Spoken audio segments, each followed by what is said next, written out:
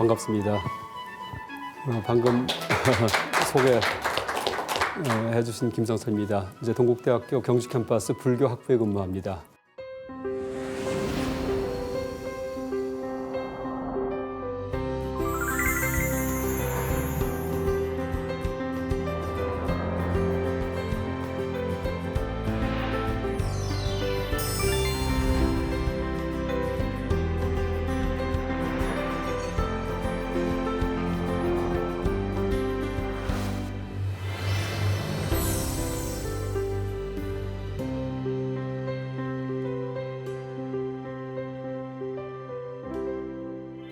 제가 아마 4, 5년 전에 이제 와서 아마 그쯤 됐을 겁니다. 여기서 중관학 강의를 이제 그때 부탁하셔갖고 한 10번에 걸쳐갖고 했는데 아마 지금도 유튜브에 보면은요, 이제 그 강의가 이렇게 올라가 있습니다. 그래서 하여간 이 공부한 사람 입장에서는 내가 공부한 거를 남에게 널리 알리는 게 사실 또 이제 어떤 교육자로서의 의미일 수도 있는데 이제 그런 노력을 이 상생방송에서 대신해 주셨습니다. 그래서 지금 보니까 그 조회수도 한 몇만 되는 것 같더라고요. 그래서 상생방송 덕분에 어쨌든 제가 유튜브에 스타처럼 그렇게 부상이 됐습니다. 그래서 오늘 이번에 강의할 이 화엄경에 대한 강의인데요. 화엄경과 법성계에 대한 강의입니다. 근데 이 강의도 아마 영상이 돼가지고 이제 유튜브 올라가면은 또 내용은 전과 전혀 다른 거기 때문에 그래서 아마 반향이 크고 또 하나가 이제 이 유튜브 보시는 그러니까 모든 분들의 어떤 지적인 어떤 함양 혹은 인지 향상, 감성 정화 이런 데 많이 도움을 드릴 수 있을 것 같습니다. 그 강의 제목을 화엄경을 머금은 법성계의 법의 구술이라고 그렇게 제가 달았습니다. 이제 이게 무슨 뜻이냐 하면은 여러분 화엄경은 많이 들으셨지만은 법성계라는 말은 처음 듣는 분도 계실 겁니다. 이 법성계는요, 210자, 지금 방금 말씀하신 210자로 되어 있는 이제 한자로 210자밖에 안 됩니다. 짤막한 그런 어떤 시구입니다. 시구. 근데 그 저자가 여러분 잘 아시는 신라 시대의 의상 스님이십니다. 그러니까 의상대사 하면은 먼저 떠오르는 게 아마 이 동해 이제 안에 가면은 낙산사가 떠오를 겁니다. 낙산사 창건주가 의상대사고요. 그러니까 중국서 당나라 유학 갔다가 귀국하신 다음에 이 동해안에서 해수가는 바다에서 이제 관세음보살이 이렇게 출연하는 그 모습을 보셨답니다. 그래서 거기에 이 낙산사라는 관세음보살 성지 사찰을 건립하십니다. 왜 낙산사냐 하면은요, 이 불경에서는 관세음보살님이 계신 곳을 보탈락가산이라고 얘기를 합니다. 보탈락가산, 그러니까 포탈락가 이렇게 얘기를 하기도 하고요. 근데 이제 거기에 낙자와 이제 낙자만 빼가지고서 보탈락가산을 낙산이라고 부르기도 합니다. 그래서 낙산사가 실제는 보탈락가 산사 이렇게 해도 되는데 이제 줄여가지고서 낙산사 이렇게 부릅니다. 또 하나 얘기 드리면 여러분 티베트 불교의 가장 대표되는 분이 달라이라마 스님인데 이분이 계시던 궁전이름이 포탈라 궁전입니다. 이 포탈라가 다 보탈락가입니다. 왜냐하면은 이 달라이라마 스님을 티베트 사람들은 이 관세음보살이 인간의 몸으로 나타나신 분이다 이렇게 생각하기 때문에 관세음보살이 화육으로서 인카네이션으로서 나타나셨다. 그래서 그분이 계신 곳이기 때문에 그분 계신 궁전을 포탈라 궁전 이렇게 이제 부릅니다. 어쨌든 낙산사 창건주가 의상대사고요. 또 여러분 잘 아시는 부석사의 또 창건주기도 합니다. 수많은 화엄 사찰을 건립하셨는데 이제 또 하나 이제 여러분 아시는 그런 아마 내용이 원효 스님과 함께 당나라 유학 갔던 그런 일화 잘 아실 겁니다. 원효 스님은 이제 두 분이 이제 아마 태안반도든지 경기도 화성이든지 여러 가지 학설이 있지만은 그 서해안에서 배를 타고서 이 당나라 장안으로 이제 가시려고 했는데 그 목적이 뭐였냐 하면은 그 당시에 인도에 유학 갔다 온 희원장 스님이 당나라 장안에 계셨습니다. 그래서 명성을 날리면서 한 15년 동안을 인도 유학 생활을 해서 돌아왔는데 수많은 경을 가져오십니다. 그래서 그분 문화에 들어가서 제자가 되기 위해서 이제 처음에 떠났다라고 얘기합니다. 근데 원효 스님은 이제 해골바가지 물 일화있듯이 이제 일체유심조 모든 게 마음이 만들었기 때문에 굳이 당해까지 가서 배울 필요 없겠다라는 자각을 하셔가지고 돌아오셨고요. 의상 스님은 그냥 떠나십니다. 떠나셨는데 이제 바로 그 일화에 나오는 이제 원효 스님의 말하자면은 손 아래 어떤 사제 뻘되는 이런 분이 또 의상 스님이십니다. 근데 의상 스님도 독특한 게 장안까지 가셨는데 희원장 스님한테 안 갑니다. 그러니까 현장 스님이 누구냐면 여러분 잘 아시는 그 서유기의 주인공 삼장법사가 바로 현장 스님을 모델로 이제 그렇게 삼은 인물입니다. 그래서 현장 스님한테 가지 않고 바로 인근에 있는 이제 지상사라는 절에 있는 지엄 스님 문화에 들어갑니다. 그러니까 지엄 스님은 이제 전통적으로 화엄을 연구하던 분입니다. 그러니까 화엄종의 2조 두 번째 승 이렇게 얘기를 하는데 그러니까 제1조는 두순 스님이고요. 그러니까 지엄 스님 문화에 들어가서 화엄을 배우십니다. 그래서 원효 스님은 당나라 유학하려다가 돌아오시고 한 10년 지난 다음에 판비량론이라는 책을 쓰시는데 그 내용이 당나라 현장 비판이에요. 그다음에 이 의상 스님도 장안까지 갔는데 바로 옆에 현장이 있는데 그게 안 갑니다. 그러니까 지엄한테 갑니다. 그래서 이제 지금 추측컨대 이 두 분 다 그러니까 신불교 그 당시에 신역 경전에 대해서 거부감이 있지 않았나 이렇게 추정할 수도 있겠습니다. 어쨌든 이제 뭐 그런 일화의 주인공이 바로 의상대사입니다. 의상대사인데 이 바로 지엄 문화에 들어가서 이제 공부를 하시다가 이 화엄을 공부하셨는데 여러분 이제부터 이제 의상 스님께서 저술을 하신 법성계에 대해서 말씀드릴 텐데 이 법성계는 바로 이 의상 스님이 지엄 문화에 가서 공부하신 다음에 돌아오시기 몇 년 전에 저술한 그런 아주 엑기스만 모아놓은 화엄경의 엑기스만 모아놓은 그런 저술입니다. 이 강의 제목을 여기에 보시듯이 화엄경을 먹으면 법성계의 법의 구슬을 해놓고 밑에 여러분 어떤 도형이 있는데 이게 하나하나가 글자입니다. 그러니까 아까 말씀드렸던 210자가 이 안에 다 들어가 있습니다. 근데 출발점은 가운데고요. 가운데부터 시작을 합니다. 이 글자가. 그랬다가 이제 이 미로를 돌아가지고서 끝나는 점이 바로 첫 번째 시작했던 글자가 바로 밑입니다. 그래서 법으로 시작했다가 불로 끝나는데 이 도형도 의상 스님이 디자인을 했고요. 이 글도 의상 스님께서 쓰신 겁니다. 그래서 이제 제가 이 내용을 이제 앞으로 한 두 차례에 걸쳐 가지고서 이제 설명드릴 텐데 일단 첫 번째 강의는요. 그러니까 제일 처음 시작하는 법자하고 제일 마지막 끝나는 불자에 대해서 이제 처음과 시작에 대해서 제가 한번 설명을 할까 합니다. 아까 말씀드렸듯이 일단 법성계는요. 보통 줄여서 법성계 부르지만은 원래 정식 이름은 화엄 일승 법계도입니다. 그러니까 화엄경의 가르침은 소승도 아니고 대승도 아니고 일승이에요. 일승. 그러니까 일승과 대승 다 다릅니다. 그러니까 대승은 뭐냐 하면은 보사행을 해가지고서 나중에 성불 하는 거 이게 대승입니다. 그러니까 3아승기 100겁 동안에 엄청난 세월 동안 남만 도와주기도 하고 그 다음에 깨달음을 추구하는 이런 보살도를 닦은 다음에 마지막에 부처가 되는 것이 대승인데 이 일불승일 경우에는요 그냥 이 자리에서 그냥 부처입니다. 그래서 닦을 필요도 없습니다. 그냥 누구든지 세상의 주인공이고 누구든지 우주의 중심이고 누구든지 부처님이고 그 근본 마음은 이게 바로 일불승입니다. 그래서 화엄경은 대승을 초월하는 이제 그런 가르침이다 이렇게 얘기할 수 있겠습니다.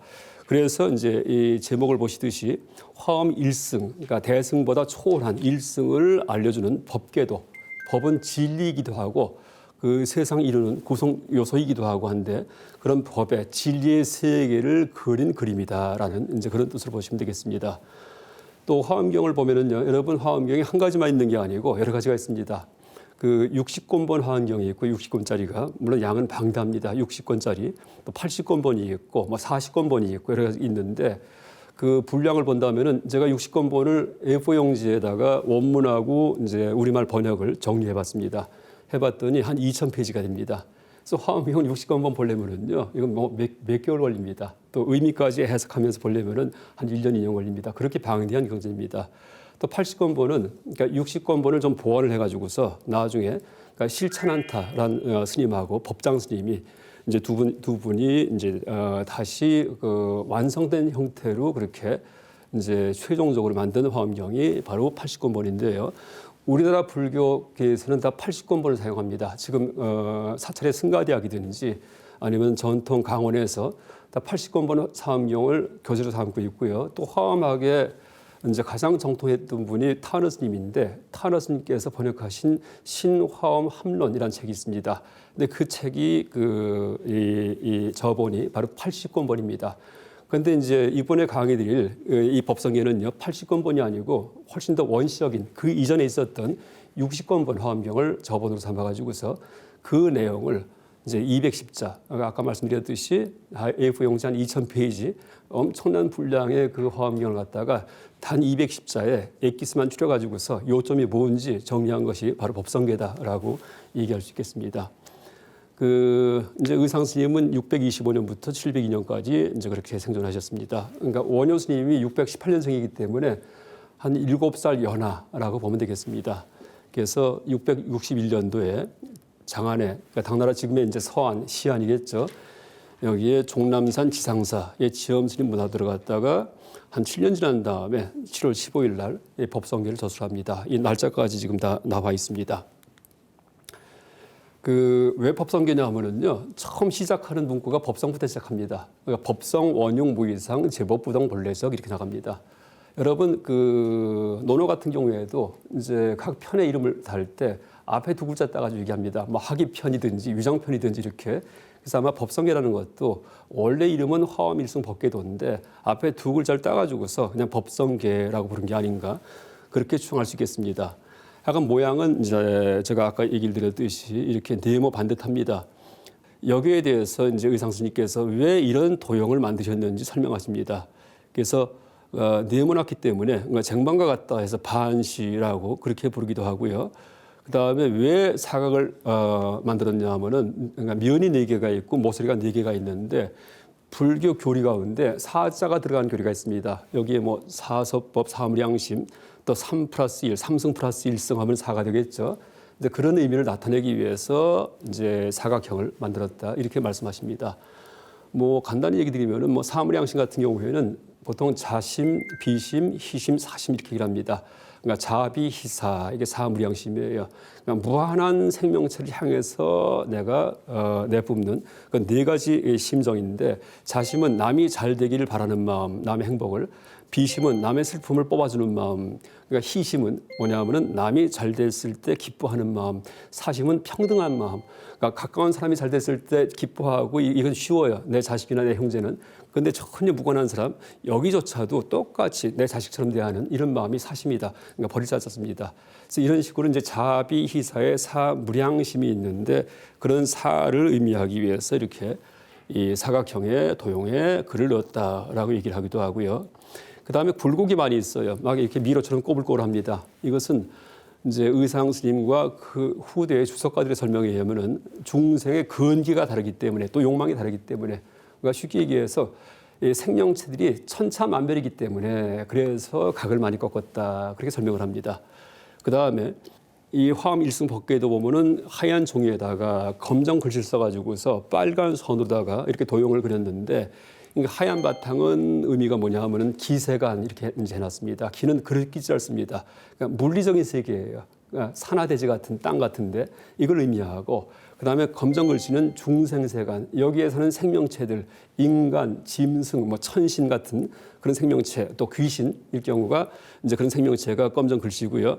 그다음에 모양을 갖다가 이렇게 미로처럼 만든 것은 그것은 바로 지정각세간 지는 지혜가 있고 정각, 바르게 깨달은 분이다. 다시 말해 부처와 보살의 세계를 얘기합니다. 우리 눈에는 전혀 보이지 않습니다. 그러니까 보이지 않는 영적 존재들의 그런 세상이다라고 얘기를 합니다. 그러니까 기도할 때 감흥하는 분들, 기도할 때 이런 분들의 이제 어떤 그 의미를 이 법궤도에다가 모양으로서 집어넣었다라고 의상대사께서 설명하십니다. 그 다음에 이제 법궤도인에 대해서 6가지 육상, 6가지 모습을 설명하는데. 이제 쉽게 얘기하면은 이 6가지가 그러니까 보편과 특수의 관계예요. 그러니까 총별, 동이, 성괴 이렇게 되어 있는데 총은 총체적인 거예요. 별은 개별이에요. 총이 보편이면은요, 유니버설, 별은 특수예요. 파티큘라 이렇게 됩니다.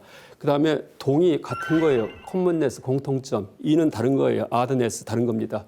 그 다음에 성은 이루어진 거예요. 괴는 무너진 겁니다. 그래서 이제 총동성이 한 쌍이고요. 다 보편입니다. 전체적인 모습이고 그 다음에 별 따로 글자가 다 200지파가 떨어져 있죠. 그 다음에 200지파가 다 다릅니다. 그 다음에 괴 전부 다 흩어져 있어요. 이것은 그 특수의 모습이다 이렇게 얘기할 수도 있겠습니다. 그 다음에 이제 이 각을 하나하나 세보면은요 54각으로 되어 있어요. 각이요.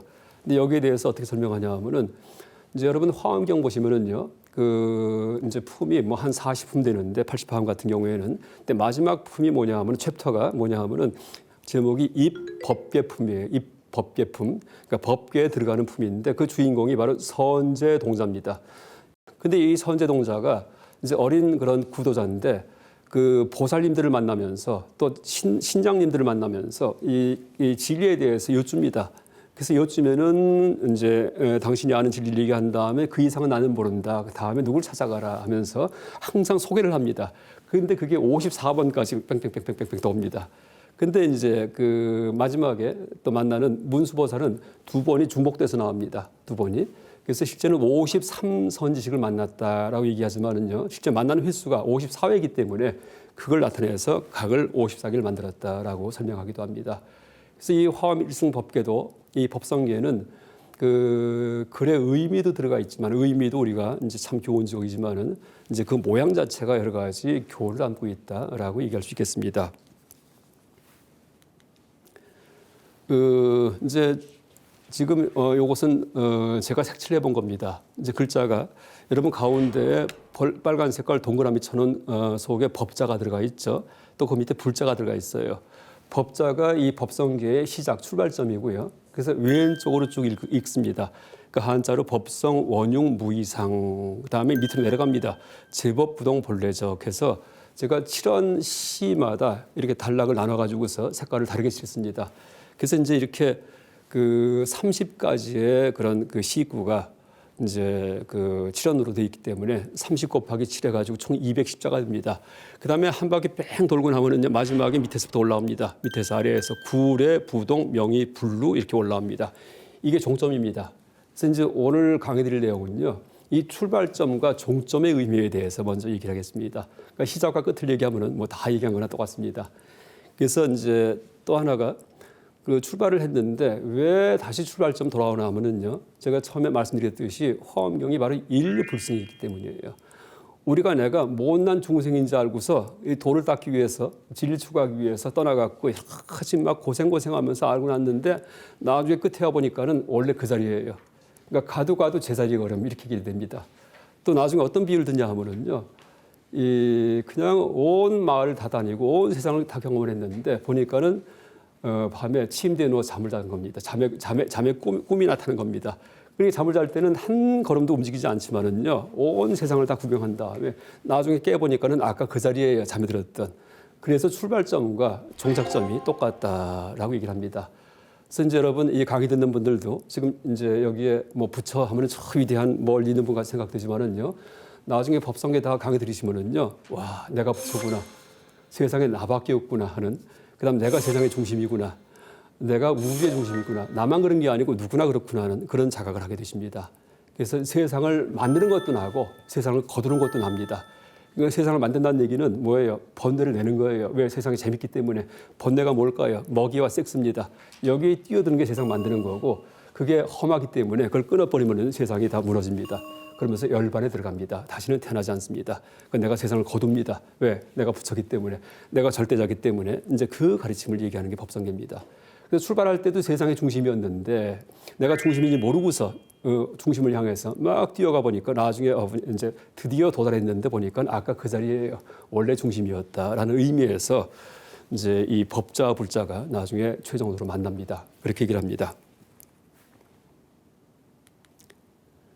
자, 이제 이 법성계, 이게 이제 첫 번째 사구입니다. 네 구절의 시송인데 한번 제가 읽어보겠습니다. 그러니까 법성 원융 무이상, 그러니까 법의 본성 원융하여 분별함을 용납 않고.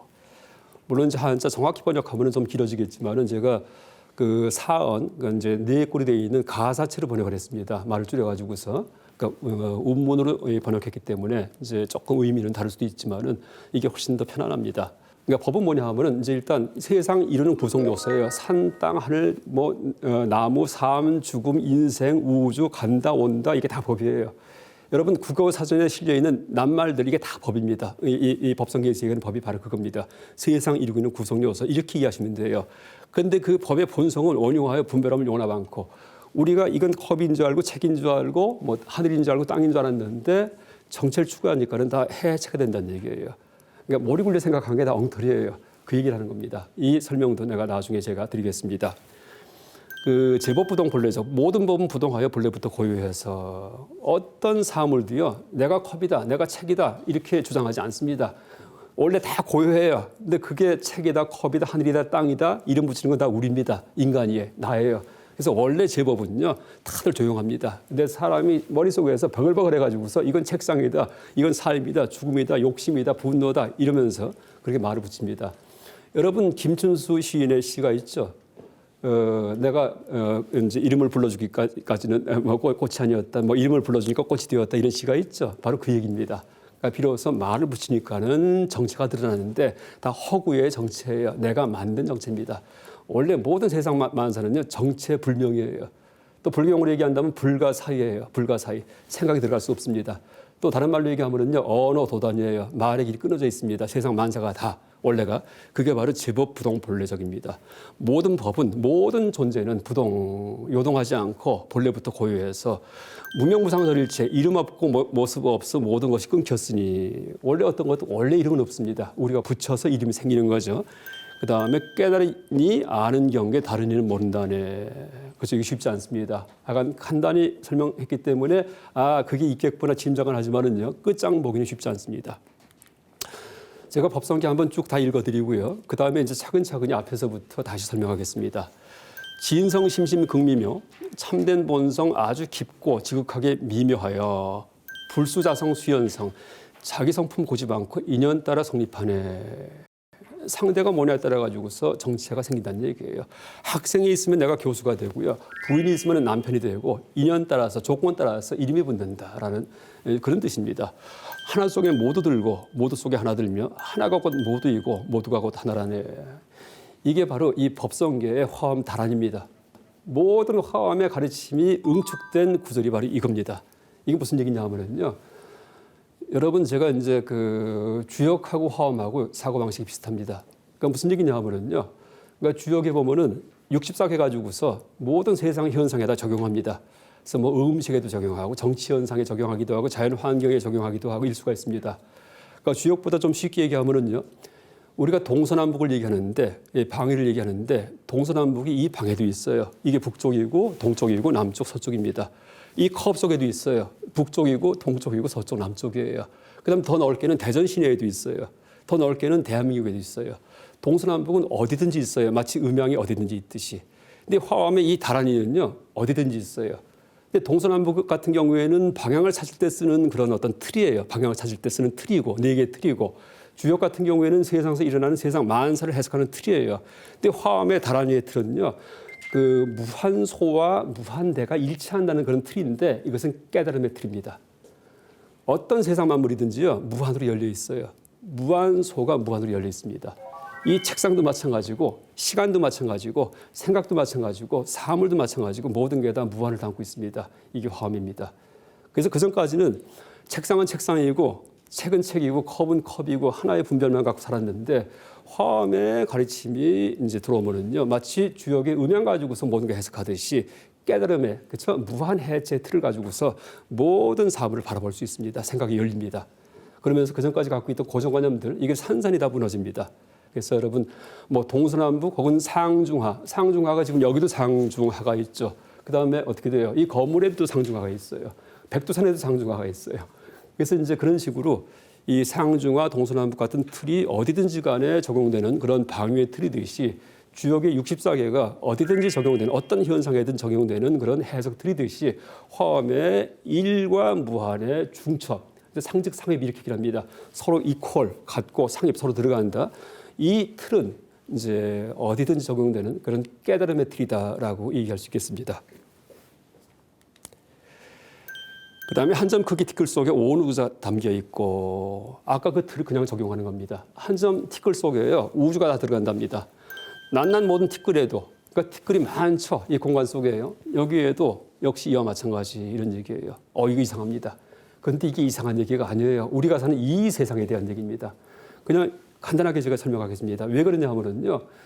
여러분 지금 눈앞에 이 지금 이제 제가 강의하고 있는 이 스튜디오가 보일 겁니다. 근데 가만히 보니까는 앞에 시계도 있고 뭐 등불도 있고 책상도 있고 다 보이는데 가만히 보니까 내가 바라보는 게 저게 아니고요. 내 망막의 살이에요. 그런가요? 바깥에 빛이 튀어가지고서 눈동자에 그 동공 뚫려 있죠. 점이 뚫려 있습니다. 글로 다 빨려 들어갑니다. 그렇죠? 그랬다가 망막이 비친 거 그거 보고 있어요. 우리가. 그렇죠? 그러니까 실제는 이 방 안의 풍경 전체가 점 속에 들어갑니다. 이게 일미진중 함시방이에요. 이 방안만이 아니고 온 우주가 다 그래요. 어느 지점을 잡더라도요. 제 목소리도 마찬가지예요. 지금 제 목소리가 여기서 나오는지 아시죠? 근데 이 방 안에 있는 분들한테 다 들려요. 왜 그럴까요? 이 편지하기 때문에, 퍼지기 때문이에요. 그러니까 이 방 안에 어떤 점을 잡아도요. 이 방 안에서 나는 모든 소리가 다 들어갑니다. 하암 시방의 소리입니다. 하암 시방의 모양, 그러니까 시방의 모양과 시방의 소리가 다 한 점 속에 들어갑니다. 이 함정 속에는 여러분 모든 TV 전파, 그다음에 스마트폰 그 전파 다 들어와 있어요. 이 신호만 맞으면은요 금방 터집니다. 그러니까 전 세계에 수천만 전파가 여기 들어와 있습니다. 실제는 지금 이 순간에도요. 이게 바로 일미진중 하암시방이에요. 그래서 여러분 화엄을 이해하실 때는요, 법성기 이해하실 때는 무슨 신비한 얘기가 아니고요. 우리가 사는 이 세상에 대한 보다 깊은 통찰이다. 아주 정확한 통찰이다. 이렇게 이해하시면 되겠습니다. 하여간 이 내용은 다시 또 제가 설명합니다. 쉽게. 무량원급 즉일념, 무량세월 구원급이 지금 이 순간 한순간의 생각이고 한순간의 잠깐 생각, 무량겁의 세월이라. 9갈래 온 시간이 그냥 바로 지금이나 9갈래 시간은 무슨 얘기냐면은요. 과거, 현재, 미래가 3갈래 시간이에요. 근데 과거를 볼 경우에도 과거 그 당시가 있고 그 이전이 있고 그 이후가 있습니다. 또 셋으로 나눠집니다. 현재도 또 셋으로 나눠져요. 지금보다 조금 전, 지금보다 조금 후, 바로 지금. 그다음 미래도 셋으로 나눠져요. 미래 그 당시, 미래보다 조금 더 미래, 미래보다 조금 더 이전. 그래서 3, 3은 9에서 9세가 돼요. 그래서 9세라고 할 경우에는 온 시간대를 얘기합니다. 일단 10세일 경우에는 십자가 열이라는 뜻도 있지만은요, 완전하다라는 뜻도 있어요. 바로 이 순간입니다. 그래서 이제 이 순간에 과거, 현재, 미래가 다 빠져 있다, 들어가 있다라는 이제 그런 뜻입니다. 그럼에도 혼잡없이 구분되어 성립하네. 하여간 제가 설명하니까는 그렇게 했구나, 그렇게 했구나. 점 속에 우주가 들어가는구나. 그 다음에 온 시간이 다 한 생각 속에 들어가는구나 하고 아시지만은 그럼에도 불구하고 보니까는 다 흩어져 있어요. 보니까 바깥에 찻길이 있고 하늘에 달이 떠 있고 나는 여기 있고 여러분은 만져 있고요. 이게 ing불잡난 격벌성이에요. 이게 참 신비합니다. 틀림없이 다 뭉쳐 있었는데 한 점 속 들어가 있었는데 또 펼쳐 있습니다. 하여간 여러분 지금 화엄경이든지 법성기에서 얘기하는 거는요. 차방정토에 대한 얘기, 차방정토. 정토가 뭐예요? 극락정토. 아주 이상세계입니다. 유토피아. 그렇죠? 이게 정토고 죽을 때 뭐 아미타불 연보라 하면은 정토에 간다는 얘기를 하는데 보니까는 서방 정토가 그쪽에 있는 줄 알았더니 여기가 정토예요. 이거 화엄경입니다. 우리가 원래 정토에 살고 있었습니다. 이게. 그래서 여기는요. 차방 정토. 타방 정토가 아니고 차방 정토예요. 근데 타방 정토 같은 경우에 아미타불 극락세계는요. 그 설계가 좀 특이합니다. 뭐냐면 아미타 부처님이 가운데 계세요. 가운데. 그래서 벼누리도 있고 중심지도 있어요. 어떤 사람은 극락 가더라도요. 처음부터 아미타 부처님 못 봐요. 죄가 많을 경우, 악을 많이 행했을 경우는요. 근데 나중에 거기서 또 법문 들어가고 점점점 나중에 중심지로 가서 부처님을 칭견한다. 이렇게 되어 있습니다. 물론 신화지만은. 근데 이 차방정토, 여기는 어떻게 되어 있냐면요. 이 부처님 몸이 변해갖고서 이 세상이 됐어요. 여러분이 전부 다 이 부처님 몸속에 삽니다. 근데 그분 성함은 뭐예요? 석가모니가 아니고 비로자나 부처님 이렇게 얘기합니다. 비로자나, 바이로자나, 대일열의 큰 광명의 부처님 이렇게 얘기를 합니다. 절에 가시면은 이 불상 중에서 손을 이렇게 하고 계신 분이 계십니다. 이 분이 바로 비로자나 분이에요. 비로자나. 그러니까 이걸 지권인, 지혜지자, 그다음에 주목권자, 인 이렇게 얘기를 합니다. 그래서 직원을 하고 계신 분이 바로 비로자나 분이고 사찰 가시면은 비로전이든지 대적광전 이런 데 들어가면은요. 거기에 딱 이렇게 앉아 계십니다. 기독교를 얘기한다면은 하느님 같은 분이 바로 비로자나 분이에요. 그러니까 기독교에 대비시킨다면요. 성부, 성자, 성신할 때 성부에 대해서 얘기하는 게 화엄경이에요. 세상 만드신 분. 근데 어떻게 만들었냐 하면은 당신 몸이 변해서 세상이 됩니다. 그래서 누구든지 그분 몸 속에 살아요. 그분 털구멍 속에 삽니다. 미진 속에 삽니다. 이게 화엄경이에요. 다 부처님의 몸이고 들리는 소리는 전부 다 그분의 음성이고 바로 비로자나 부처님의. 그래서 이제 이 화엄경서, 이제 또 화엄경을 요약한 법성기에서 가르치는 그런 내용은요, 바로 차방정토, 이것이 바로 극락이다. 근데 우리가 이제 모르는 이유는 설계가 특이하기 때문에. 그러니까 서방 극락정토 같은 경우에는 태어나면 압니다. 금방 알아요. 전부 다 수정연못에도 있고 보석이 막 가득하고 꽃이 날리고 하는데 여기는 안 그래요. 칙칙합니다. 왜? 내가 아직 중생이기 때문에, 내가 깨닫지 못했기 때문에. 근데 깨닫고 나면은요, 그다음부터 꽃비가 내립니다. 막 꽃잎파리가 막 휘날리고 온 세상에 다 보석이에요. 보니까 이것도 보석이고 저것도 보석이에요. 여기가 원래 극락이었구나 하고 압니다. 그래서 이제 그다음에 온 부처와 보살이 가득하시고요. 그다음에 모든 것이 비로자나 부처님의 법문이고 가르침입니다. 그래서 이제 차방정토는 이 사바세계와 정토가 오버랩이 돼 있어요.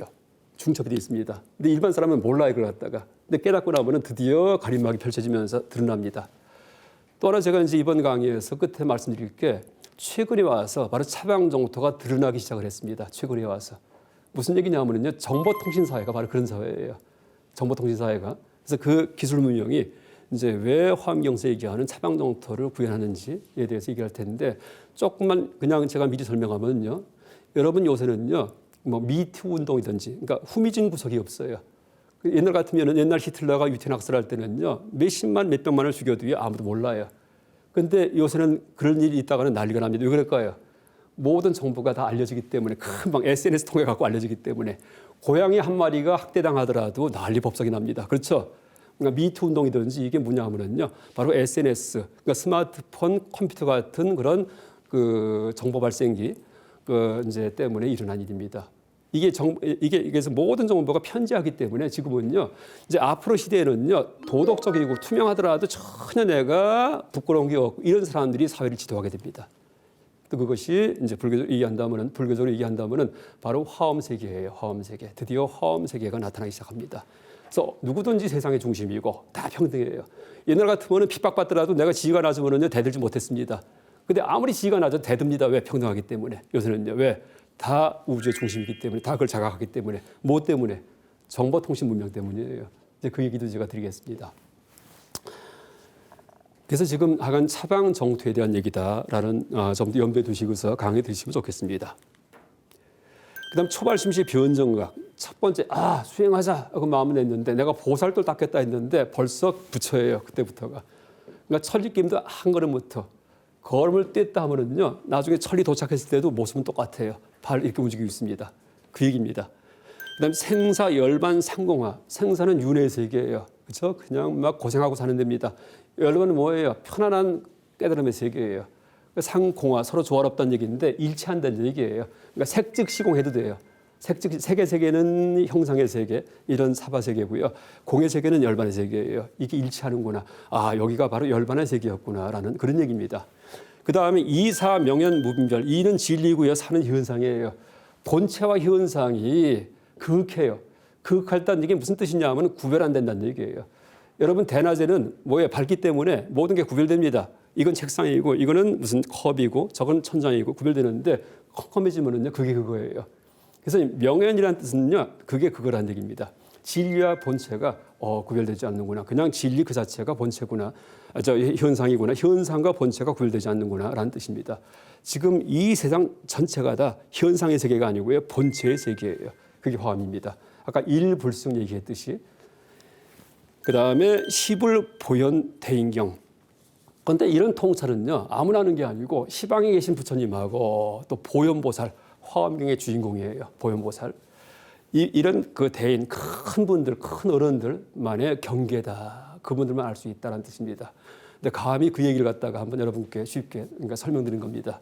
그러니까 법성계에서조차도 이 통찰은 아무나 못하는 것이다. 이렇게 얘기를 하는데 약간 어떻게 보면은요, 이 법성계 화엄일승법계도는요, 생명의 비밀을 담고 있는 그런 그 어떤 신비한 주문 같은 거라고 봐도 되겠습니다. 근데 그걸 왜 갖고 뭐가 된다는 얘기가 아니고요. 그 암호를 다 풀 경우에는요, 생명과 삶과 죽음과 세상에 있는 비밀이 다 풀립니다. 그래서 이제 그 일부를 앞으로 이제 한 2시간에 걸쳐 갖고 이번 시간 합해 갖고 강의 드리겠습니다. 자, 18구까지 했습니다.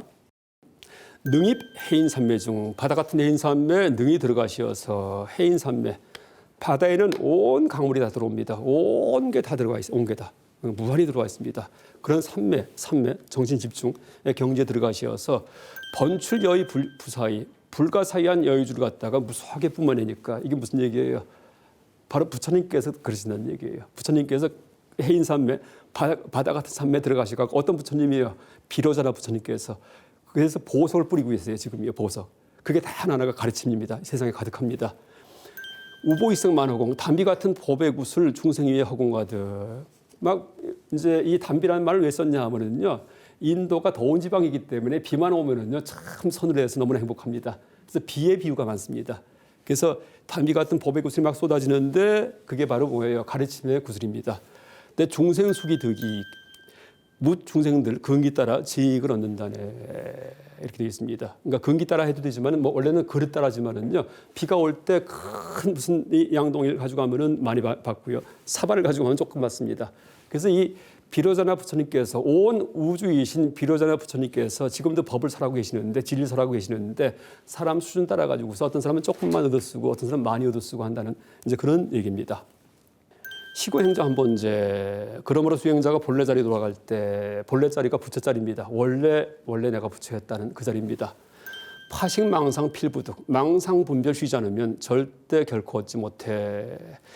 무연 선교 차결이 조건 없는 선교 방편 여유를 손에 넣어. 이게 무슨 뜻이냐면은요. 이 가르침을 받을 때는 어떤 격식이 없다는 얘기예요. 격식이 없어요. 대도 무문이라는 얘기가 있죠. 큰 도에 들어가는 데는 물이 없습니다. 우리 방에는 출입구가 있지만은요. 큰 도는요. 여기로 들어갈 수도 있고 저기로 들어갈 수도 있습니다.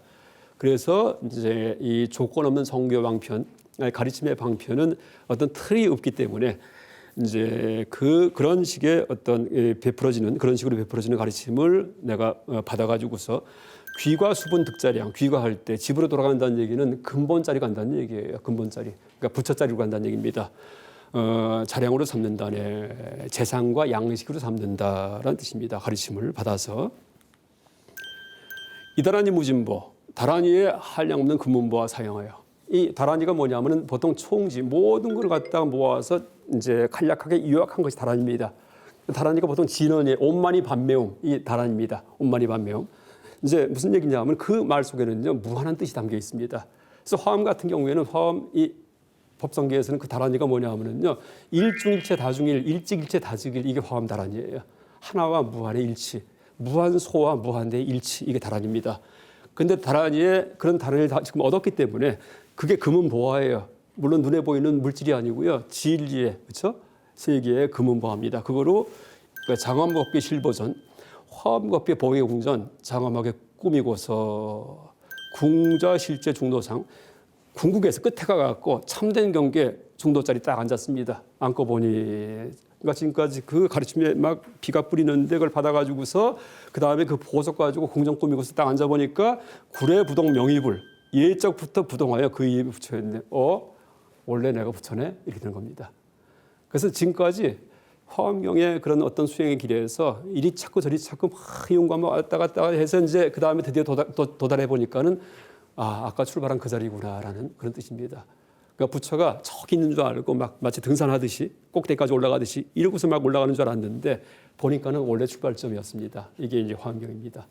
그래서 깨닫지 못해도 누구나 우주의 중심이고 누구나 주인공이고 누구나 세상의 중심이다. 어디든지 부족한 게 없다라는 이제 그런 가르침입니다. 그래서 이 7원 39, 210자로 되어 있는 법성계 전체를 다 읽은 겁니다.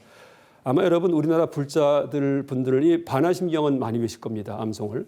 그 다음에 천수경 또 외우는 분도 계세요. 또 하나가 있어요. 법성계입니다. 법성계도 언제 외냐 하면은요. 약간 장례식 끝나고 나서 이제 그 고인의 유품 소각할 때 그때 이제 쭉 가지고서 이렇게 스님들께서 그 목탁 치시면서 연불 하십니다. 그때 독경하시는 그런 경전이 바로 법성계입니다. 의상대사께서 지으신. 그래서 법성 원용 무의상 하면서 쭉 따라갑니다. 근데 그러면 왜 하필이면 장례식 때 왜 법성계를 우리가 독경하는가? 저도 그게 참 궁금했습니다. 왜냐하면 이 돌아가신 분한테는 무슨 아미타경이든지 극락에 대해서 얘기하는 이런 경을 독경해드리면 참 좋을 텐데 그게 어울릴 것 같았어요. 근데 나중에 알고 보니까 이제 어떤 분이 얘기를 하시더라고요. 전문가입니다. 어떻게 얘기하시냐면은 그러니까 불자들은 죽은 다음에 극락을 갈 거예요. 극락정토. 그렇죠? 아미타불에서 극락이 갑니다. 그러니까 이쪽 극락, 내가 살고 있던 극락에 대해서 다시 한번 쭉 알려주는 거다. 이렇게 합니다. 그래서 이제 여러분 그 망자 돌아가신 분들을 보면은 살던 집들 한번 보여주잖아요. 그러니까 물론 볼지 안 볼지 모르지만은요. 그런 식의 의미가 들어가 있다. 이렇게 하시더라고요. 그래서 지금 이 법성계는요. 이 차방정토의 아주 깊은 모습에 대한 설명이 들어가 있는 그런 경전이 바로 법성계입니다. 그러니까 차방정토. 그러니까 여러분이 우리가 살고 있는 이 세상에 그 일반 사람 눈에는 보이지 않는, 그렇죠? 이제 그런 그러니까 진짜 정체 이거를 다 드러내서 알려주는 그런 경전이 불전이 바로 법성계다라고 얘기할 수 있겠습니다. 그래서 이제 돌아가신 분들을 그 장례식 끝나고 나서 법성계를 그 독경해드리는 이유가 이제는 이제 극락가실 거니까 이거는 마지막 보시니까 이 처방 정도는 마지막 보시니까 한번 보십시오 하고서 알려드린다라고 이제 말을 합니다. 그러니까 의상 스님께서는 법성계를 이렇게 그러니까 오른쪽에 보면은 쭉 전체 문장을 써놓은 겁니다. 오른쪽에. 그러니까 세 단으로 나누셨는데 뭐 나를 위한 수행, 남을 위한 실천, 수행의 방편과 이익 이렇게 나누셨습니다. 그래서 이제 이 법성계가 그냥 좋은 말만 쭉 날린 게 아니고 그 어떤 기획에 의해서 또 이제 이런 과문, 그렇죠? 이제 의미에 의해 갖고서 문장을 나눠가면서 서술된 그런 경전이다라고 볼 수 있겠습니다. 자, 이제 드디어 그러니까 첫 번째, 그러니까 제가 이제 이번 강의 제목을 법성계의 처음과 끝, 출발점과 종착점 이렇게 잡았는데, 그러니까 처음에 그러니까 네 구절에 대해서 이제 강의하겠습니다. 이 법의 본성 원흉하여 분별함을 용납 않고 모든 법은 부동하여 본래부터 고요해서 이름 없고 모습 없어 모든 것이 끊겼으니 깨달으니 아는 경계 다른 이는 모른다네 이렇게 됐습니다. 이거는 실제 이 구절은요 꼭 화엄경만이 아니고 불교 모든 수행자가 나중에 최종적으로 취득하게 되는 그런 깨달음의 그 경지를 나타내는 겁니다. 그래서 원래 세상은 다 열반에 들어있다. 원래 세상은 아무 문제가 없다. 라는 이제 그런 점을 이렇게 네 구르다가 요약을 한 겁니다. 그 다음에 이제 수행의 완성, 마지막입니다.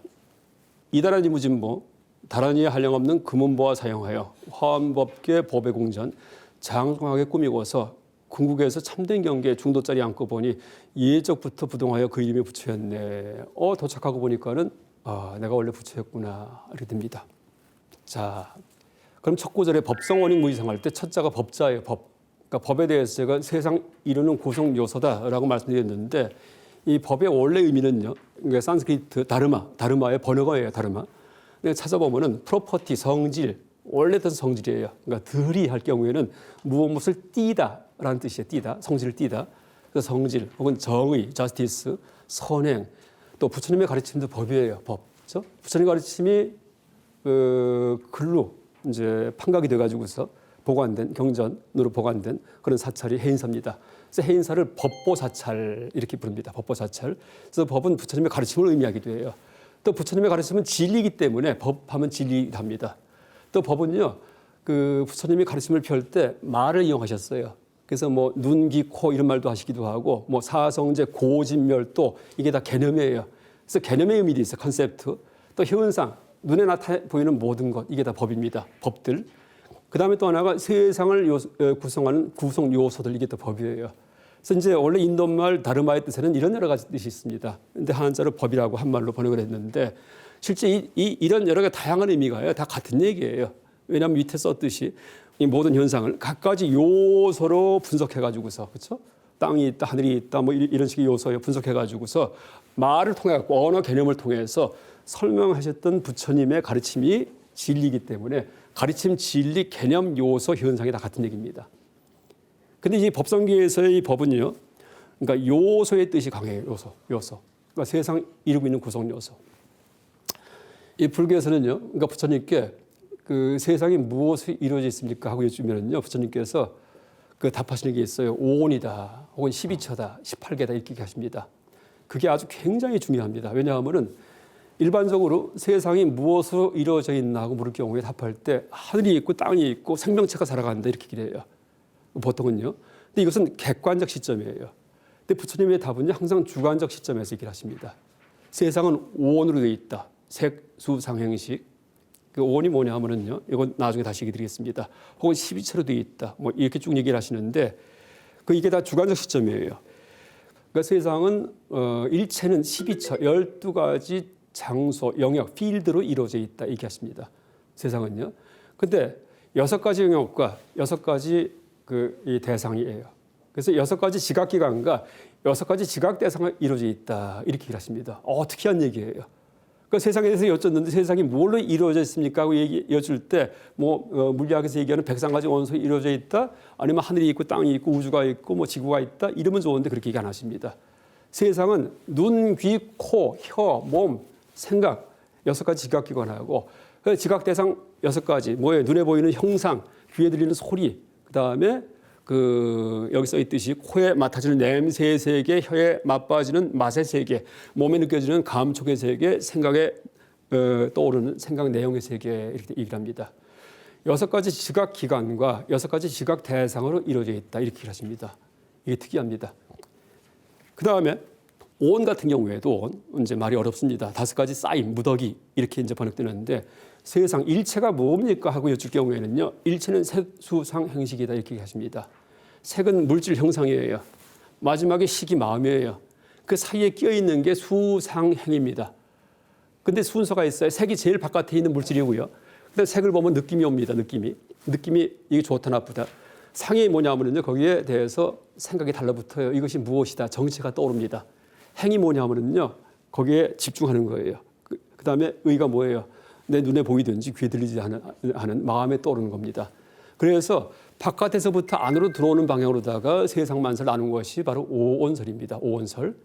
그래서 이것도 마찬가지 시점이 주관적 시점이에요. 그래서 이제 좀 더 쉽게 설명하면은요, 여러분 이제 부처님께서 세상을 바라보신 관점 이게 참 중요한데 이제 이 불교 전체는 다 주관적 관점에서 설명을 합니다. 모든 것을 다. 그래서 여러분 이거 쉽게 예를 들어 갖고 내가 자동차가 있는데 그 똑같은 내가 차가 한 대밖에 없는데 내 차의 모양이 2개가 있어요. 근데 전혀 다른 모양입니다. 뭐냐면은 바깥에서 본 모양이 있어요. 또 하나는 핸들 잡고서 안에서 본 모양이 있어요. 2가지가 다 내 차예요. 그런데 모양이 그렇게 달라요. 근데 부처님은 세상 바라보실 때 핸들 잡고서 바라보시는 시점에서만 얘기를 하십니다. 여러분 실제 우리도 그래요. 우리도 항상 핸들 잡고 있습니다. 근데 마치 내가 나를 갖다가 밖에서 볼 수 있는 것처럼 그렇게 상상을 하죠. 다 허구입니다, 사실은요. 여러분 제가 이제 이따가 구례부동 명입을 할 때 말씀드리겠지만은요, 순수 주관은 있어도요, 순수 객관은 없습니다. 모든 객관은요, 특정한 주관이 구성한 그런 이제 어떤 이제 어떤 반영이다 이렇게 얘기할 수 있겠습니다. 특수한 주관이 시대적인 주관이든지 어떤 사람의 주관이든지 지금 이 시대의 객관이 뭘까요? 유물론 물리주의, 피지컬리즘, 매테리얼리즘입니다. 요새는요. 그게 다 허구입니다. 여러분 객관 없어요. 다들 누구든지 나 혼자 살아갑니다. 확실한 거는 나만 있다는 거예요. 내가 잠을 자도 나 혼자 나만 같이 갑니다. 남들이 내 꿈속에 못 들어옵니다. 내가 죽을 때도 나랑 같이 갑니다. 그렇죠? 근데 마치 남이 있는 것처럼 착각합니다. 그래서 이제 그 얘기도 제가 드릴 텐데 지금 조금 더 말씀 나온 김에 얘기드린다면은요, 여러분 이제 특히 이제 요새가 왜 참 잔혹한 시대가 됐냐 하면은요, 이 유물론, 물리주의, 객관주의가 너무나 강하기 때문이에요. 그게 허구인데. 그게 그 근세 이후에 한 500년 동안에, 그렇죠? 그냥 그 근대의 그런 어떤 이 과학기술과 함께 물리주의가 다 사람들한테 배,입니다. 그게 실제인 줄 알고, 실제로 착각을 시킵니다. 그런데 이제 보세요. 그러니까 불교를 도입하지 않더라도요, 그 진화 과정에서 생명체가 처음 생겼다가 원래는 눈이 없었습니다. 세포만 있었어요, 세포만. 그러다가 다세포가 됐다가, 그러다 나중에 원시 눈이 생깁니다. 이제 보세요. 처음에 생명체가 생겼을 때 그 아메바, 단세포의 아메바 같은 거, 집신벌레, 그 아메바가 다른 아메바가 있는 거 알까요? 몰라요. 그냥 몸만 있기 때문에 부닥치면은 피했다가 그다음에 잡아먹었다가 왔다 갔다 하면 잡아먹혔다가 이렇게 됩니다. 그러니까 오직 마음만 있습니다. 주관만 있습니다. 그렇죠? 그러다가 눈이 형성되면서, 그렇죠? 이러면서 객관이 서서히 뚜렷해져요. 처음에는 객관이 흐릿합니다. 눈이 원시적인 눈이기 때문에. 그러다가 눈이 점점 발달하면서 점점 뚜렷해진 거예요. 그래서 객관 세계는요, 지금 이 순간에도요, 점점 뚜렷해지고 있는 과정 중에 있을 뿐이지 완성이 안 됐습니다. 인간 같은 경우에는 현미경 갖고서 작은 거 볼 수 있고 망원경 갖고서는 멀리 볼 수 있지만은 아직도 소립자의 끝이 뭔지 몰라요. 아직도 우주의 끝이 뭔지 몰라요. 더 또 봐야 됩니다. 그래서 객관은요, 구성되는 중에 있는 거고, 그러니까 주관은 원래부터가 순수하게 절대적으로 진실로 있었습니다. 지금 이 순간도 그래요.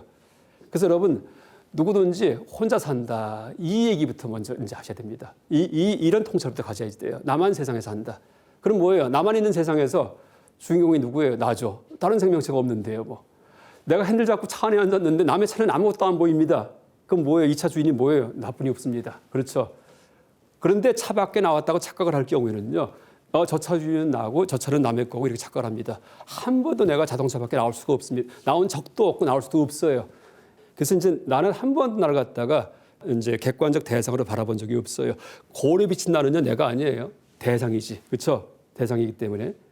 그래서 이제 한 번도 내가 대상화된 적이 없는, 대상화될 수가 없는 건데 그걸 마치 대상화될 수 있는 것처럼 객관화시켜 갖고 이제 그 세상을 해석을 합니다. 그게 한 500년 동안 점점 강화돼 가지고서 그러니까 지금 이 시대를 만들었는데 다시 이제 우리가 무슨 불교를 도입할 것도 없이 그냥 과학적 입장에서 가만히 좀 깊이 생각하면은요.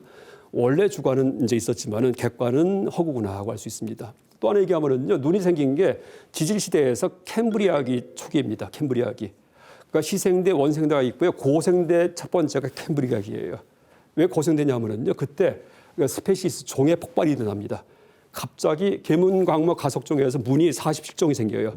지금 요새가 48종이거든요. 지금 있는 그 이 동물의 그 문이 거의 다 생깁니다. 그 당시에. 그래서 그게 참 진화의 신비예요. 근데 그때가 눈이 생길 때예요, 바로.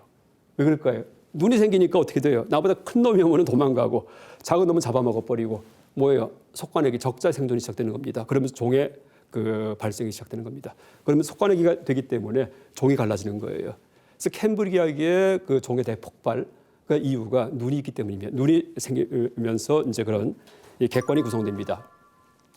그래서 이제 여러분 그 이제 다시 얘기한다면은 약간 우리가 이 불교 가르침 물론이고 화엄경 특히 법성계 볼 경우에 이걸 이해하고자 할 경우에는요. 그 순수 주관이 있어도 순수한 객관은 없다. 객관은 다 허구다. 어떤 특정한 주관이 만든 그런 어떤 시대 정신일 뿐이다라고 이해하시고서 보면 되겠습니다.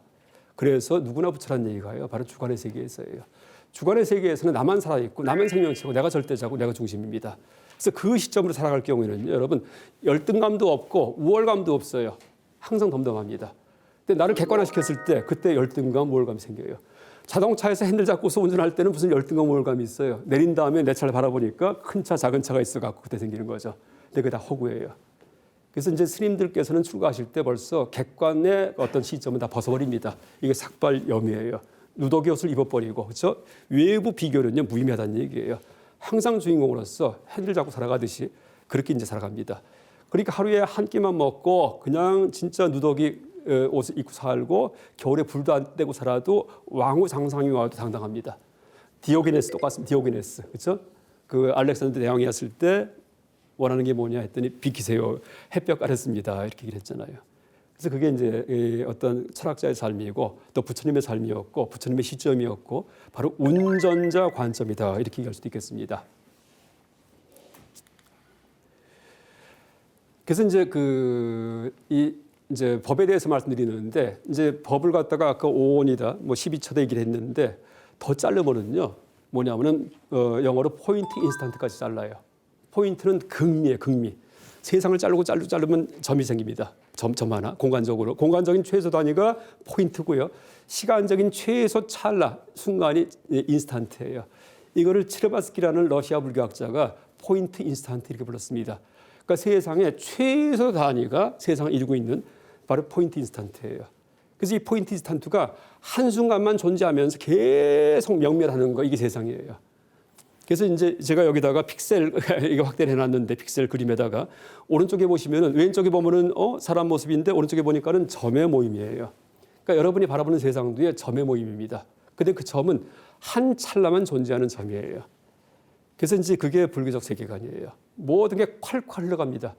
근데 우리가 착각해요.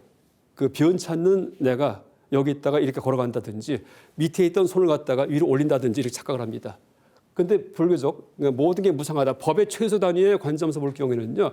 절대 이 손을 갖다가 머리 위로 올리지 못합니다. 왜 그런지 아세요? 내가 여기 있던 손을 갖다가 올려야지 해서 올렸죠?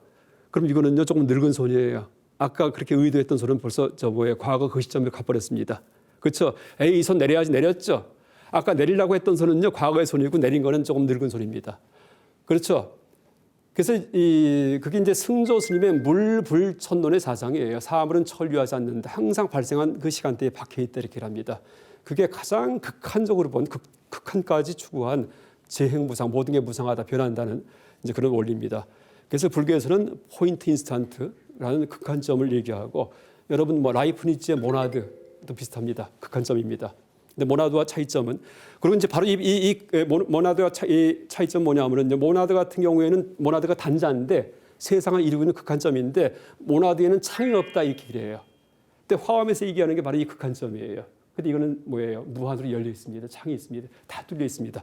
그러니까 일미진중 함시방, 먼지 한 돌 속에 시방이 다 빠져든다. 이게 모나드와의 차이점입니다.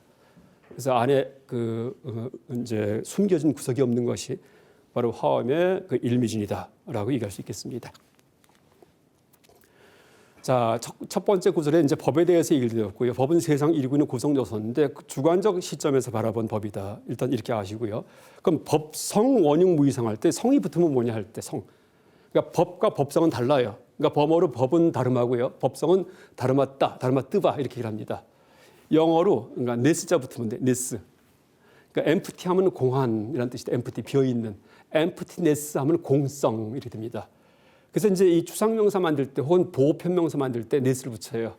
그래서 법은 뭐냐면 세상 이루고 있는 낱낱의 구성 요소고요. 법성은 그런 법들의 공통점이에요. 그 특수와 보편할 때 특수가 법이라면은요, 이 법성은 보편이에요. 소일 경우에 소가 보편이라면은요, 특수한 소가 뭘까요? 특수한 소는 얼룩소, 물소, 황소, 뭐 젖소가 있겠죠. 이게 특수고요. 그걸 그 공통적인 것은 소라는 점에서 공통적입니다. 이게 이제 소인데 마찬가지로 각가지 법이 있어요. 책상도 있고 돌도 있고 나무도 있고 사람도 있고 죽음도 있고 하늘도 있고 땅도 있는데 다 달라 보여요. 이게 법이에요. 법들이에요. 법의 세계예요. 그런데 법성, 그 공통점은 똑같아요. 하나예요. 이 법성은 뭐냐면 공성입니다. 공성. 텅 비었다. 실체가 없다. 책상도 끝까지 추구하면 책상의 실체가 증발합니다. 하늘도 끝까지 추구하면 하늘의 실체가 증발합니다. 죽음도 끝까지 추구하면 죽음이 없어요. 삶도 끝까지 추구하면 내가 지금 살아있지도 않습니다. 전부 다 무와 공을 만납니다. 그래서 이 법성은 다른 말로 제법실상 모든 법들의 참모습이다 이렇게 얘기를 하기도 하는데 이 다 똑같아요. 공성이다 이렇게 얘기할 수도 있겠습니다. 그래서 법성 원형 무이상 할 때 이제 그 다음 문장이 나옵니다. 자, 법성 원형 무이상 제법부동 본래적 무명무상설일체 정지소지 비여경 해서 이제 그 다음 문장을 다시 한번 얘기 드릴 텐데 그러니까 법의 본질은 원흉하다는 뜻은 무의 무방이에요. 뭐예요? 걸림이 없고 일정한 틀이 없다라는 뜻입니다. 틀이 없기 때문에 무이상이에요. 그러니까 장단, 길다, 짧다, 크다, 작다, 미추, 아름답다, 못생겼다, 그러니까 부자다, 가난하다, 인식기관이다, 인식대상이다, 삶이다, 죽음이다. 이게 다 이상이에요. 이분법적 사고방식입니다. 이분법, 듀얼리즘. 그런데 이게 법의 세계는 안 된다는 얘기예요. 어떤 법도 우리의 흑백 논리, 이분법적 사고방식이 안 들어간다는 얘기예요. 어떤 법에도요. 이게 법성이에요. 그러니까 법성, 법의 본질은 원흉하여 틀이 없기 때문에, 그러니까 생각이 들어가지 않기 때문에 무이상, 이분법에 이제 어떤 사고를 적용할 수 없다라는 이제 그런 뜻입니다. 그 다음 구절이 무명무상설일체인데 이제 왼쪽에 보시면은요, 제가 무명을 설명하기 위해서 컵을 이제 한번 예를 들었는데 지금 앞에 컵이 있습니다. 근데 컵에 보통 물을 따라 먹지만은요, 보니까는 물 담은 다음에 누가 이렇게 실로폰 망치로 치니까 소리가 나요. 그래서 어떤 경우는 이 악기가 될 수도 있고 화분이 됩니다. 똑같은 컵인데 또 여기다가 물고기 집어넣고서 매일 물 갈아주면은 어항이 됩니다. 또 뒤집어서 밀가루 반죽 찍으면은 만두피 제조기가 됩니다. 그래서 실제는 어떤 물건도요, 그 의미가 무한합니다. 지금 몇 가지만 들었지만은, 근데 우리가 이 중에서 컵, 물 마시는 거 이거 하나만 갖고 사는 겁니다. 그래서 이제 여기에 무명이라는 얘기는요, 어떤 물건, 어떤 사물도요, 이름 붙인 것은 우리가 하나의 용처, 쓸모, 이것만 이름 붙인 것일 뿐이지 원래 이름이 없습니다. 또 무상은 무슨 얘기냐 하면은 이제 여러분 보세요. 이게 모양이 어떻게 됐을까요? 동그랗죠? 근데 보니까는 이렇게 하면 어떻게 보여요? 이게 길쭉합니다. 그렇죠? 그 다음에 눈에 가리면 어떻게 돼요? 번쩍번쩍합니다. 멀리 가면 점이 됩니다. 그 네 가지 중에서 어떤 게 이 뚜껑의 진짜 모습일까요? 어떤 것이 진짜 모습이 아니에요. 그래서 무상이라는 얘기예요. 그래서 이런 통찰을 그림의 유파에 집어넣은 사람이 그림에 바로 피카소예요. 그래서 피카소의 그림 보면은요, 다 시점적이에요. 그래서 이 입체의 그런 무상의 모습을 평면에다 집어넣으니까는 사람 얼굴 그릴 때 정면만 그려도 그 사람이 아니에요. 옆만 그려도 안 돼요. 에이 모르겠다. 둘 다 그리자 이렇게 돼버립니다. 그래서 그 답답함을 표현한 것이 피카소 입체파입니다. 입체파. 그래서 이제 무명무상, 어떤 것도 원래 모양이 없고 어떤 것도 원래 이름이 없습니다. 그래서 절일체, 일체가 다 끊어져 있다. 일체에 우리 생각이 다 끊어져 있다는 얘기입니다. 그런데 이런 통찰은 정지, 소지, 비여경, 역시 깨달은 사람만 알지 일반 사람은 모른다라는 이제 그런 뜻입니다. 그래서 이제 이런 통찰이 이제 끝까지 가면은요 어떻게 되냐면은 그 전까지는 내가 있고 내 몸이 있고 내 생각이 있고 바깥 세계가 있고 이런 줄 알았습니다. 그랬는데 세상을 전부 다 이제 분석한 다음에 또 한 찰나만 존재하는 그런 포인트 인스턴트로 다 분석한 다음에 이제 그런 통찰이 생겼을 때 그게 진리구나 하고 알았을 때 내가 여기 있는 손을 갖다가 머리로 올리지 못한다라는 아까 이제 그런 얘기했던 통찰입니다. 이럴 경우에 세상이 다 무너집니다. 그게 바로 신심탈락이에요. 그전까지는 내 몸이 있고 내 마음이 있는 줄 알았는데 몸과 마음이 사라집니다. 그러니까 컴컴하게 어두워졌다는 얘기가 아니고요. 세상과 구분이 안 된다는 얘기예요. 그냥 이쪽이든 저쪽이든 간에 그냥 콸콸 흘러가는 무상한 그러니까 점의 흐름이다라고 얘기할 수 있습니다. 그래서 이제 이 신심탈락은 일본의 조동종의 종조 도견전사가 그러니까 송나라 가서 이렇게 얻었던 그런 가르침인데 뭐 이게 아주 유명한 그런 일화입니다. 근데 이렇게 법에 대한 통찰이 끝까지 갈 경우에는 이제 몸과 마음이 다 떨어져 나간다. 그 전까지는 내가 있고, 내가 살아있고, 내가 방에 들어오고, 내가 걸어가고 이런 생각이 있었는데 그게 다 무너집니다. 그냥 울긋불긋한 현상만이 계속 흘러갈 뿐이다라고 얘기할 수 있겠습니다. 자, 이 법성계 해설서가 여러 가지가 있는데 그 중에 법기라는 해설서가 있습니다. 구례, 예적부터라는 것은 위에서 말한 깨달음 가운데 본래 고요함이기 때문이다. 원래 누구든지 고요합니다. 원래 세상이 고요해요. 원래 아무 말도 없어요. 세상은요. 부동이란 것은 위에서 말한 깨달음 가운데 제법이 부동한 것이다. 마치 어떤 사람이 침상에서 잠든 것과 같아서 꿈속에서 30여 곳의 역을 돌다가 깨어난 후에 바야흐로 부동하게 침상에 누워있음을 아는 것과 같다. 얼핏 말씀드렸습니다. 한참 여행했는데 깨보니까는 그 자리예요. 깨닫고 나니까는 출발점이에요. 바로 그 자리입니다. 여기서도 이와 마찬가지다. 근본인 법성으로부터 30가지 문구를 지나서 그래서 법성계 화엄일순 법계도 그림에 그냥 꾸불꾸불한 미를 돌아갖고 왔는데 이제 지나서 돌아와 법성이 일어났는데 한결같이 부동이기 때문에 아까 그 자리입니다. 그래서 구례부동 명의불이라고 얘기를 합니다. 보니까 원래 출발할 때부터는 내가 부처였구나 해서 그 자리로 돌아왔다라고 얘기를 합니다. 자, 이것은 제가 아까 얼핏 말씀드렸습니다. 하여간 진화의 과정에서 주관은 객관에 선행합니다. 사르트르가 이제 존재는 본질에 선행한다. 옛날 실존주의 선언할 때 그건 이제 유명한 말입니다. 그렇듯이 앞으로 이제 지금 새로운 시대가 열립니다. 그러니까 정신 문명, 지금 디지털 문명이 정신 문명이에요. 물질 문명이 아니고요. 왜냐하면 스마트폰하고 이 컴퓨터 같은 게 다 의미 방출기예요. 그래서 스마트폰, 컴퓨터 같은 그런 그 하부 구조가 이제 생겼기 때문에 의미의 세계 속에서 이제 지금 모든 사람들이 활동을 합니다. 여러분 가상공간, 특히 이제 코로나19 때문에 여러분 가상공간에서 활동하는 양이 점점 많아집니다. 시간이요. 근데 지금 요새 보면은요, 큰 재벌들이 있죠. 전부 다 가상공간 대척자들이에요. 누굴까요? 주커버크, 페이스북, 알리바바의 마윈 중국에, 그 다음에 트위터, 이 전부 다 뭐예요? 눈에 보이는 물건 파는 사람들이 아니고요. 가상공간 개척자입니다. 여러분 또 잘 아시지만 유튜버들 보면은 막 엄청 벌잖아요. 그래서 앞으로는요, 돈 버는 게 이 실제 물질 세계에서 버는 게 아니고 가상 속에서 봅니다. 의미 세계 속에서, 정신 세계 속에서. 그래서 또 정신 세계는 편재 퍼지기 때문에 어디 후미진 구석에서 누굴 막 학대할 때 금방 알려져 가지고서 이제 어떤 사람도 그렇게 이제 그런 부당한 일을 당하지 않는 이제 그런 세상이 될 것이다라고 얘기할 수도 있겠습니다. 주관은 객관에 선행한다. 그러니까 주관이 정신이고 객관이 물질 세계입니다. 물질 세계가 원래 있고 거기에서 마음이 나온 게 아니고요. 마음이 원래 있었고 마음만 있었고 원래는요. 지금도 이 순간에 내 마음만 있습니다. 남의 마음은 몰라요, 내가요. 저 천길 물속을 날아도 이제 한길 살면서 모릅니다. 남의 마음 한 번도 남의 느낀 어떤 소금 맛을 내가 맛본 적도 없고 남의 눈에 보이는 그런 색깔을 내가 한 번도 본 적이 없고 아무도 나한테 들어오지 못하고 나도 남한테 절대 못 들어갑니다. 그래서 아주 명심해야지 돼요. 근데 마치 들어갈 수 있는 것처럼 지금 그런 허구에 그런 어떤 최면이 빠져 있어가 그게 객관주의의 최면이고 그게 물리주의 피지컬리즘의 최면이고 이게 빠져 있습니다. 이게 퍼져 있습니다.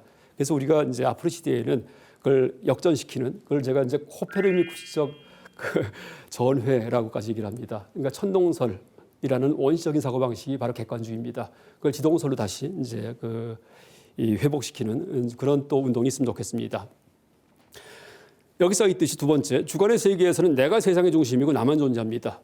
또 순수한 주관은 있어도 순수 객관은 없습니다. 그 어떤 객관도 특정한 주관의 반응일 뿐이다. 이렇게 얘기할 수 있겠습니다.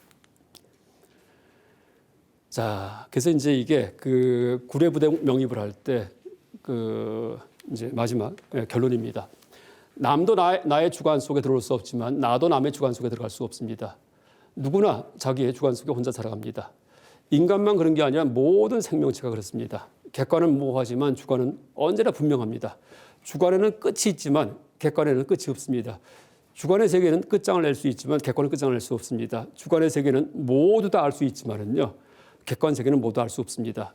주관의 작동 방식은 언제 어디서든 한결같지만 머리 굴리는 게 객관 세계의 모습과 활동은 시대와 장소에 따라 판이하게 달라집니다.